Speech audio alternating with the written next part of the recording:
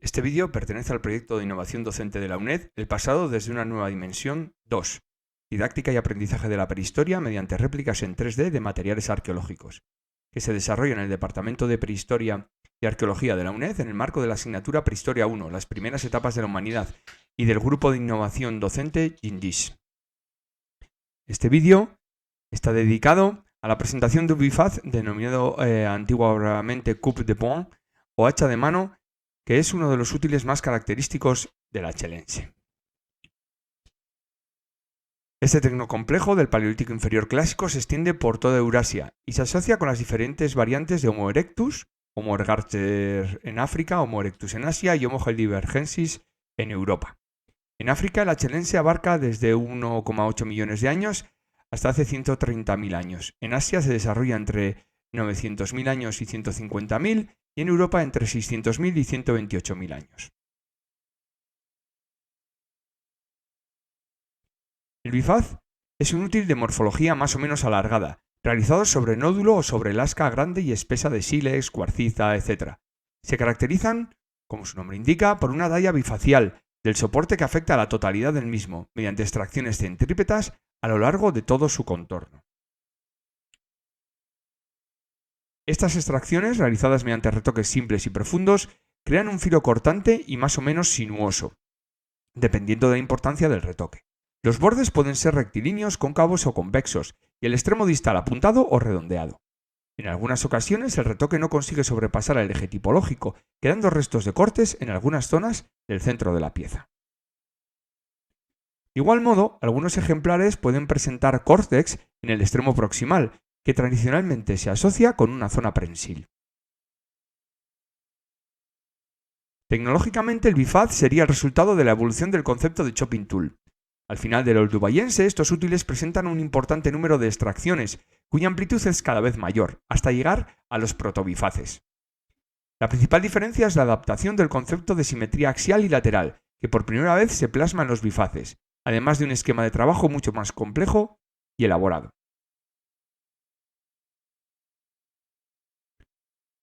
Los bifaces de las primeras etapas de la chelense se realizan mediante percusión directa, con percutor duro o sobre percutor durmiente. Los negativos de las primeras lascas de decortezado de un lado del soporte sirven como superficie de percusión para comenzar el trabajo sobre la contraria. Estos primeros bifaces pueden presentar córtex en el extremo proximal. Las extracciones son bastante toscas y generalmente no llegan a cubrir toda la superficie. A partir del chelense medio, aparece la talla directa con percutor blando. Esto permite obtener útiles de menor grosor, de morfologías más estandarizadas y los retoques se van haciendo cada vez más numerosos e invasores, hasta cubrir la totalidad de la superficie. A partir de ahora el percutor duro se utilizará para adelgazar el soporte y esbozar la morfología previa de la pieza, y el percutor blando para dar el acabado final del bifaz. Los bifaces presentan un grado importante de variabilidad interna en su morfología. Base, punta, filos. Existen diversas propuestas para su clasificación, aunque la más conocida y utilizada es la de bordes, que se basa en parámetros morfológicos tipométricos y tecnológicos, distinguiendo hasta 21 tipos, que se pueden agrupar en tres grandes conjuntos: planos, espesos y no clásicos. Los bifaces planos se definen porque su índice de alargamiento, anchura máxima entre el espesor máximo, es mayor de 2,35. Son los considerados clásicos, de aristas no sinuosas, talla completa y formas muy definidas, propios del achelense medio evolucionado, superior y final. En este grupo se incluyen los siguientes tipos: triangulares y subtriangulares, bordes rectilíneos, base ancha y a veces de filo cortante. Cordiformes, literalmente en forma de corazón, con la base redondeada, filos convexos, especialmente abundantes en el achelense final. Ovalares. Se diferencian de los anteriores en que su anchura máxima se sitúa cerca de la mitad de su longitud. Discoides. De silueta subcircular u ovoide. Limandes. De base y punta redondeada. La anchura máxima se sitúa en la zona mesial y su silueta es elíptica. Es uno de los pocos bifaces planos que aparece desde el achelense antiguo.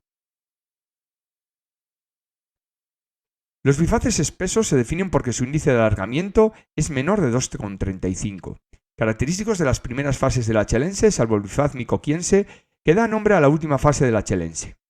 Los principales tipos son amigdaloides, punta redondeada y base ligeramente redondeada, más alargados y espesos que los cordiformes. Lanceolados, punta de bordes rectilíneos más alargados que los triangulares.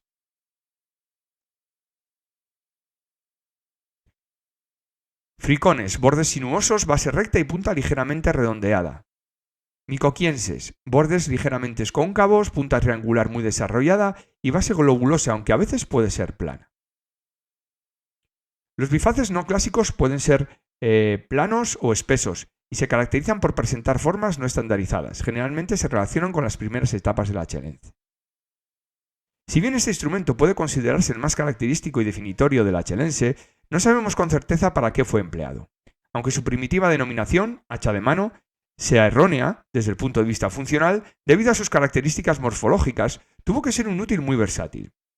Es muy posible que se usara para cortar carne, fracturar huesos, trabajar la madera, perforar o incluso servir como núcleo para obtener lascas, en caso de necesidad. Los últimos estudios experimentales y traceológicos han demostrado el uso de los bifaces para el despellejado, desmembrado y descuartizado de grandes herbívoros.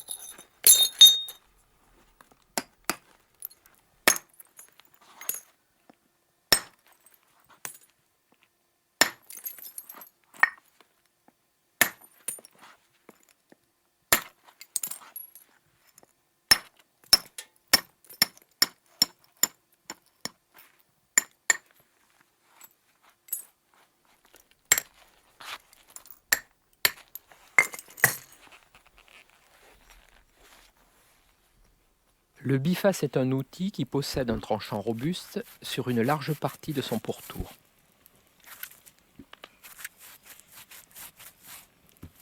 La zone la moins aménagée, donc la moins coupante, est destinée à faciliter la prise en main.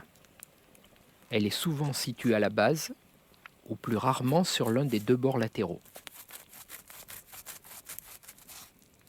Cet outil polyvalent, qui n'a pas besoin d'être emmanché, se révèle particulièrement efficace pour démembrer et désarticuler les carcasses des grands herbivores, cerfs, bisons, chevaux ou rhinocéros.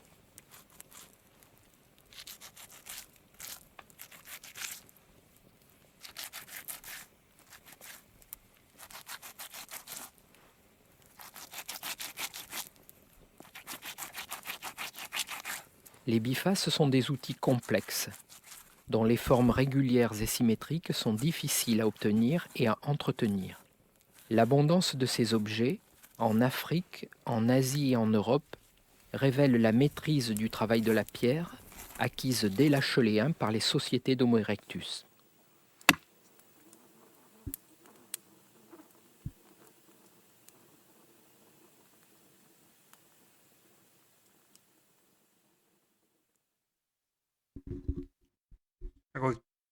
A continuación, te invitamos a que investigues sobre las siguientes preguntas. ¿Qué avances evolutivos permiten a Homo erectus incorporar el concepto de simetría axial y lateral de la fabricación de los bifaces? ¿Para qué sirve un bifaz? Recordarte que todos los recursos necesarios los tienes en la web del Departamento de Prehistoria y Arqueología de la UNED. Que los disfrutes.